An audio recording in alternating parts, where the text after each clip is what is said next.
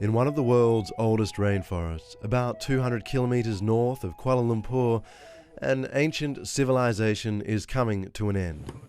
The orang asli was never given a choice. My father lived in the jungle, but because they take him out. It's believed the Orang Asli, meaning original people, have lived on Peninsular Malaysia for 25,000 years. The Semi people are Orang Asli native to the 100-million-year-old rainforest in the Cameron Highlands. The region was largely untouched until the British began establishing tea plantations in the late 19th century. They stripped the jungle to make way for lucrative crops, a practice that continues today. The biggest consequence is that because of the non-recognition of people's right to the land, those lands are always taken away from them, usually sometimes by force, otherwise by cheating or otherwise.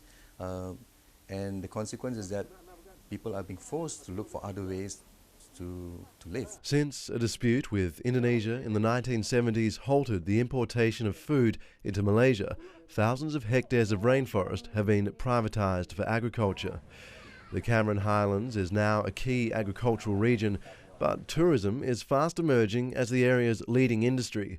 Roads, hotels and other developments catering for this thriving market have forced the Orang Asli to leave their traditional homes. And as development continues, it seems the Semi have little choice but to integrate. English, Maths, Bahasa Malaysia, Geography, Science, History. And after school, what do you do?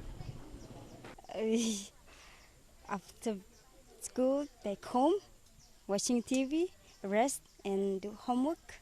Malaysia's federal government is determined to assimilate or integrate the Orang Asli with mainstream society.